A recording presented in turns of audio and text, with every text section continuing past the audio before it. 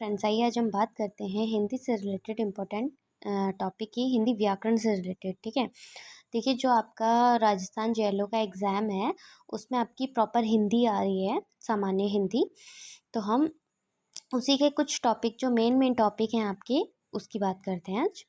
देखिए, व्याकरण, सबसे पहले हमें हिंदी व्याकरण को समझने के लिए व्याकरण का अर्थ जानना बहुत ज़रूरी है, उसकी परिभाषा कि भाई व्याकरण होता क्या है। देखिए, परिभाषा क्या है इसकी।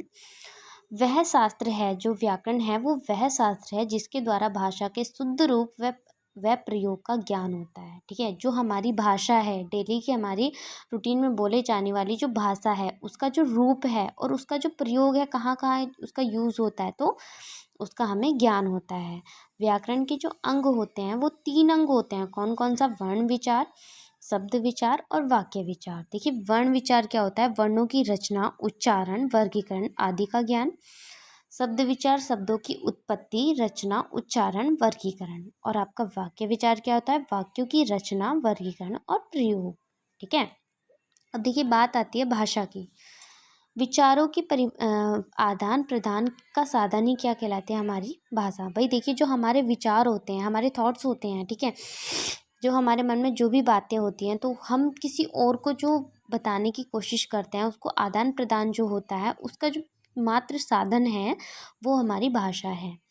ठीक है। भाषा के 2 मुख्य रूप होते हैं, लिखित और मौखिक। हम किसी को अपनी जो भाषा है वो हम लिखित रूप में भी बता सकते हैं और मौखिक रूप में भी। मौखिक रूप में मतलब बोलकर, और लिखित रूप में लिखकर। भाई देखिए, कभी कभी ऐसा होता है कि कंडीशन इंसान की ऐसी होती है कि वो बोलने लायक नहीं होता, या तो वो गूंगा होता है, या फिर वो उसकी तबीयत वगैरह अगर ख़राब हो तो वो रिटर्न में भी उसे बता सकता है। तो वो भी आपका क्या है? एक रूप है भाषा का। ठीक है।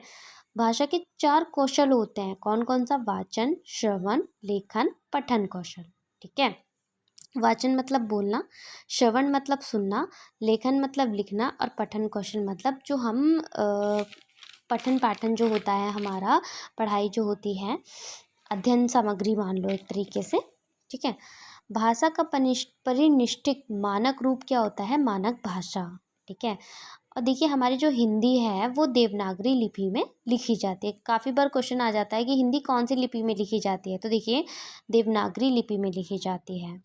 व्याकरण हमें भाषा का शुद्ध बोलना, पढ़ना, लिखना सिखाता है। भाई देखिए, हमारा जो जिस तरीके से हमारी इंग्लिश ग्रामर होती है, ग्रामेटिकल जो एरर होते हैं, सेंटेंस होते हैं, उनको बनाना, डायरेक्ट इनडायरेक्ट होते हैं, एक्टिव पैसिव होते हैं, ये सब चीज़ें होती हैं, हम किससे सीखते हैं? ग्रामर से, इंग्लिश ग्रामर से। उसी तरीके से हमारी जो वो होती है, हिंदी व्याकरण होती है।